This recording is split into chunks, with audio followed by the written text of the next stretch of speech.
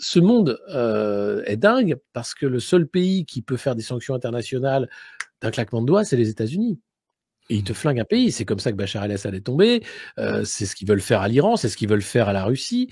À coup de sanctions, faire tomber des pays. C'est le seul pays qui peut faire ça.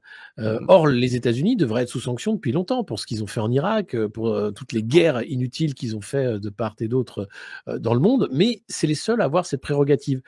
Ils font aucune sanction contre Netanyahou en Israël pour ce qui se passe à Gaza, qui est maintenant une question de génocide auprès des instances de justice internationale. Donc, il n'y a pas de sanctions. Parce que les États-Unis soutiennent absolument Israël. Oui, bien sûr.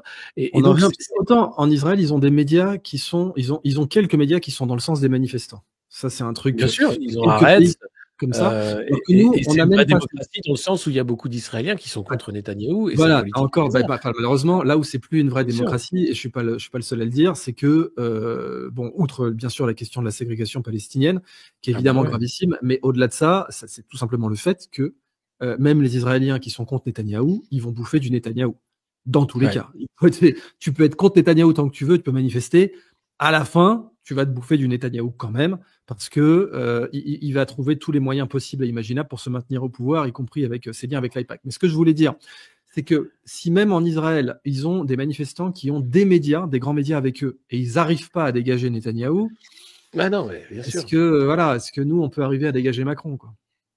Mais c'est pas nous, c'est bien tout le drame en fait. C'est pas nous qui décidons de dégager ces gens-là.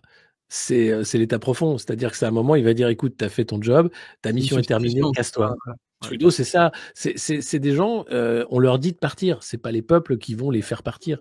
Ils tiendront. Et s'il faut, ils tueront leur peuple. C'est ce que fait Zelensky. Mais c'est pas eux qui partent sous pression populaire. Ils partent parce que le donneur d'ordre leur dit de partir. C'est le moment. C'est ça. Et là, on a l'impression qu'en effet, la machine a créé des Macron. C'est ultra conspi ce que je viens de dire, c'est terrible, mais c'est comme ça. Très bien, c'est ce qu'il faut. Aujourd'hui, c'est une fierté. Pensez-vous que Trump et Elon vont bouleverser les gouvernements en Occident? Ton opinion? Oui, c'est ce que je disais sur enfin, c'est Trump surtout. La victoire de Trump, c'est un réalignement de tous les pays vassaux. Donc oui, c'est pour ça que Trudeau part, c'est pour ça que Scholz va partir, c'est pour ça que Macron va partir. C'est-à-dire que les pays qui dépendent des États-Unis dans leur politique internationale vont être obligés de s'aligner. Et ce sera rapide parce que c'est que 4 ans, un nouveau président, donc ça va aller très vite. Et c'est vraiment ça, dans ce sens-là, que ça va changer les choses. Sur aussi, je pense, les dossiers internationaux, que ce soit l'Ukraine, que ce soit Israël, Gaza. Enfin, Trump est très pro-Israël, pro-Netanyahou.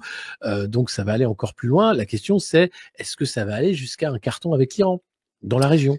Alors, mais là, tu sais que sur la question de l'Iran, c'est très subtil parce que Netanyahou était très content que Biden soit élu, mais c'est vrai que l'AIPAC, pour l'instant, a misé sur Trump. Donc, il est clair que si jamais un avion de ligne américain avec des femmes et des enfants à bord était abattu soi-disant par une arme iranienne, Trump serait entièrement obligé d'intervenir en Iran.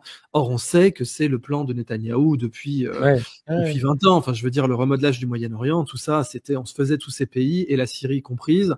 Mais bien sûr, fallait que ça culmine en Iran, sinon ça ne servait à rien.